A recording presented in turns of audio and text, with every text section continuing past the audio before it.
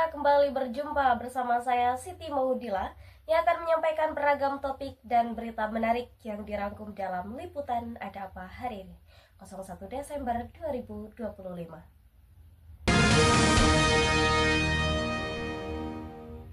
Hari ini kita akan mengupas perkembangan terbaru dari kelompok 1 yang sedang menyusun hasil dan pembahasan terkait proyek investigasi yang mereka lakukan mengenai fenomena balap liar di Kota Serang, tepatnya di KP3B. Dalam laporan menyeluruh ini, kelompok 1 telah membagi hasil pembahasan ke dalam beberapa bagian penting yang akan memberikan wawasan mendalam mengenai pendekatan yang mereka ambil. Pemirsa, di tahap praproduksi, kelompok 1 telah berhasil merumuskan ide dan konsep cerita yang jelas. Mereka memahami bahwa balap liar adalah masalah sosial yang kompleks, dan karena itu penting bagi mereka untuk menyajikan perspektif yang seimbang.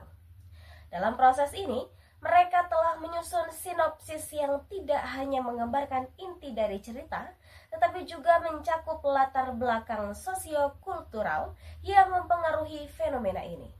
Untuk melengkapi narasi ini, mereka melanjutkan dengan mencari narasumber yang tepat, termasuk warga, pelaku balap, dan aparat kepolisian, untuk menggali informasi yang mendalam.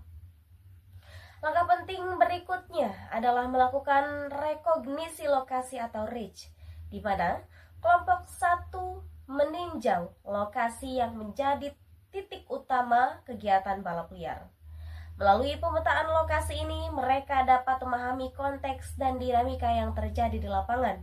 Selain itu, mereka juga mempersiapkan naskah dan skrip yang akan menjadi pedoman utama selama proses produksi. Penyusunan naskah dan skrip yang baik menjadi krusial untuk menjaga alur cerita tetap kohesif dan menarik bagi audiens.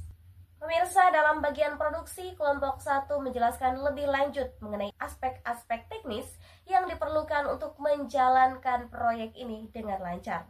Mereka mencatat di mana narasumber berhasil dihubungi serta sarana dan prasarana yang sudah dipersiapkan, seperti alat perekam dan peralatan dokumentasi lainnya.